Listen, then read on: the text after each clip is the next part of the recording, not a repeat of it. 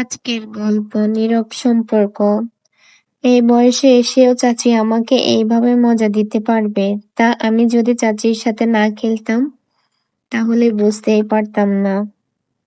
বন্ধুরা, আমার আজকের পুরো গল্পটি শুনতে চাইলে কানে হেডফোন লাগিয়ে নিন। একটি দূরবর্তী গ্রাম, সবুজ ফসলে ঘেরা সেই গ্রামটি যেখানে আধুনিকতার ছোঁয়া খুবই কম, যেখানে আধুনিকতা বলে মানুষ কিছুই বোঝে না। আধুনিকতা ছাড়াই মানুষের জীবন অনেক হাসি-খুশি ভাবে কাটে। আমার নাম রাশেদ, 22 বছরের তরুণ আমি। শহরে পড়াশোনা করি, কিন্তু গ্রামে বেড়াতে আসি। মারুফা, 35 বছর বয়সী আমার চাচি, নিঃসন্তান, এবং চাচার সাথে ওনার বিয়ে হয়েছে প্রায় 15 বছর হয়ে গেল। এখনো ওনার কোনো বাচ্চা-কাচ্চা হয়নি। একাকিত্বে ডুবে থাকা এক নারী তিনি। সব সময় শূন্যতার মাঝে নিজেকে সীমাবদ্ধ রাখে। মনে কোনো আনন্দ উচ্ছ্বাস নেই। সে যেন তার মনের ভেতর গভীর কষ্ট লুকিয়ে রেখে জীবনযাপন করে। শওকত চাচা, মারুফার স্বামী, আমার আপন চাচা, একজন কঠোর এবং ব্যস্ত কৃষক। কাজ ছাড়া তিনি যেন কিছুই বোঝে না। কাজের মাঝেই তিনি আনন্দ খুঁজে পায়। কাজের মাঝেই তিনি তার মন মানসিকতার সকল কষ্ট লুকিয়ে রাখে। তাই তিনি সারাদিন কাজ করে বেড়ায়। আমি ছুটি কাটাতে গ্রামে আসি। চাচা সবসময় মাঠে ব্যস্ত থাকায় চাচি পুরো একাকিত্বে ভোগে। মনের মাঝে এক গভীর শূন্যতা থাকে। আর সেই কারণে আমার ও চাচির মধ্যে এক ধরনের বন্ধুত্ব গড়ে ওঠে। প্রথমে তা নিরীহ মনে হলেও ধীরে ধীরে একে অপরের প্রতি এক প্রকার আকর্ষণ তৈরি হয়। চাচির নিঃসঙ্গতায় ও আমার আধুনিক মনোভাব একে অপরকে কাছে টানে। চাচি তার শূন্যতা আমাকে নিয়ে ভরিয়ে দেয়, আর আমি আধুনিকতার মাঝে ভুলে গিয়ে চাচিকে তার সঙ্গ দেই। এক সন্ধ্যায় ঝড় বৃষ্টি, আমি আর চাচি ঘরে একা বসে চা খাচ্ছিলাম। হঠাৎ করে বিদ্যুৎ চলে যায়, আর সেই সুযোগেই আমাদের মধ্যে প্রথম শারীরিক সম্পর্ক তৈরি হয়। আমি চাচির শরীর স্পর্শ করি এবং চাচির মুখে চুম্বন দেই। এরপর গোপনে গোপনে সেই সম্পর্ক চলতে থাকে। বহুদিন ধরে আমরা একে অপরের প্রতি আকর্ষণ বাড়িয়ে দেই, মেলামেশা করি। শারীরিক মেলামেশা আমাদের দৈনিক চলতেই থাকে।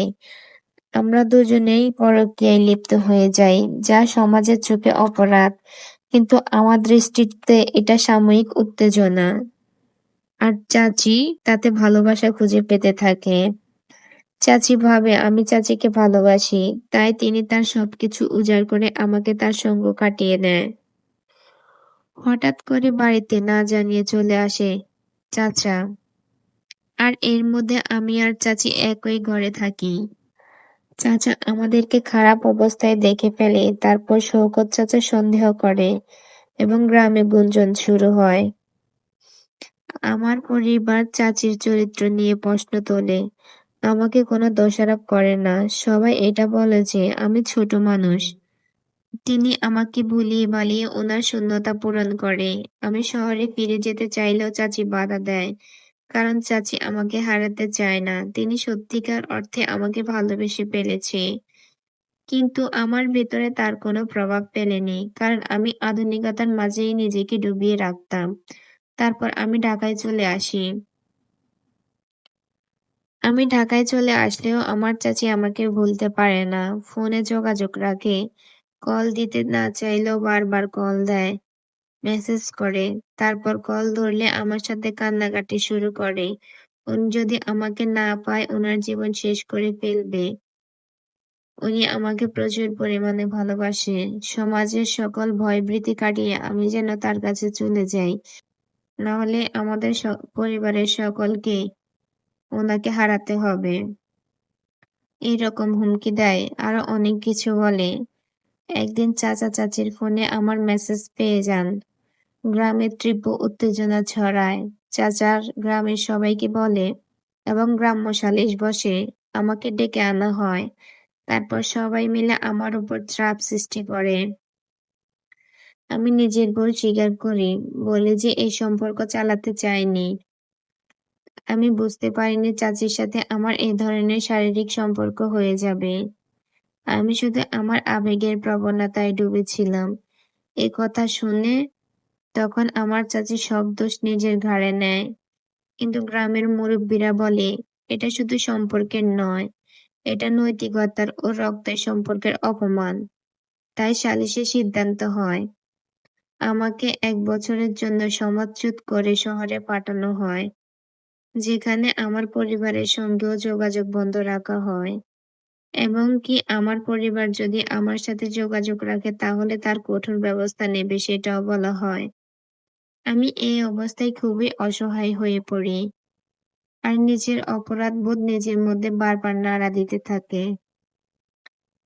চাচিকে স্বামীর বাড়িতে রাখা হলেও সামাজিকভাবে নিঃসঙ্গ করে ফেলা হয়। তাকে ঘরের বাইরে বেরোতে দেওয়া হয় না। সবাই তাকে এড়িয়ে চলে। কেউ আর চাচির সাথে কথা বলে না। যে চাচিকে দেখে সেই খারাপ ভাষায় চাচিকে কথা শুনিয়ে চলে যায়। আমি আর চাচি, আমরা দুজনেই ধীরে ধীরে মানসিকভাবে ভেঙে পড়ি। আমি নিজের বিবেকের কাছে লজ্জিত হয়ে লেখালেখি শুরু করি এবং অবশেষে একটি বই লিখি, নীরব সম্পর্ক, যেখানে সেই সম্পর্কের সমস্ত ভুল ব্যাখ্যা করি এবং ক্ষমা চাই সমাজের কাছে। চাচি এক রাতে আত্মহত্যার চেষ্টা করে, কিন্তু বাঁচিয়ে তোলা হয়। চাচি আত্মহত্যার একটাই কারণ ছিল, তা হলো সমাজের কটূক্তি। সমাজের মানুষ তাকে যেভাবে অপমান করত, তা তিনি মেনে নিতে পারতেন না। তাই তিনি আত্মহত্যা করতে বাধ্য ছিলেন, কিন্তু তাও পারেননি। তারপর সেই থেকেই তিনি পর্দা নিয়ে গড়েই থাকে, আর কখনো কারো সঙ্গে মুখোমুখি হয় না। তিনি তার এই অপয়ামক কাউকে দেখাতে চায় না। সেজন্যই তিনি ঘরের অন্ধকার কোণে তাকে লুকিয়ে রাখে। শুধুমাত্র আমার আবেগ প্রবণতার কারণে আজ আমার চাচির এই অবস্থা। এখানে আমার চাচারও কিছু ভুল রয়েছে। চাচা যদি চাচিকে সংগঠিত, তাহলে চাচি তখন এই শূন্যতায় ভুগত না, আর এই ধরনের কাজও করত না। গ্রামের এক বুড়ো বলেছিল, অপবিত্র আগুনে কেউ পড়ে গেলেও শুধু সে পড়ে না, আশপাশও পড়ে। আমি সেই বইটা গ্রামের পাঠাগারে জমা দিয়ে হেঁটে চলে যাই। এই গল্পে আমি এটাই তুলে ধরতে চেয়েছি যে রক্তের সম্পর্কের উপেক্ষা করে গড়া সম্পর্ক যতই আবেগপূর্ণ হোক, তা সমাজ ও বিবেক কোনোদিন মেনে নেয় না। সম্পর্কের নৈতিকতা সীমারেখা ছাড়িয়ে গেলে শেষটা শুধু নিঃসঙ্গতায় ও অনুশোচনায় ভরে যায়। আবেগ প্রবণতা মানুষকে ধ্বংসের দিকে ঢেলে দেয়। আবেগ দিয়ে কখনো সম্পর্ক তৈরি করা যায় না। বিবেক ছাড়া আবেগ এই জগতে চলে না। তাই আপনি যাই করেন না কেন, আপনার মূল্যবান বিবেক দিয়ে তা করুন। আবেগের কারণে মানুষ ধ্বংসের পথে নিজেকে বিরক্ত করে ফেলে, নিজের সর্বোচ্চ হারিয়ে ফেলে, যেমনটা আমার চাচি আর আমি করেছি। তাই আবেগ নয়, বিবেকই মানুষের আসল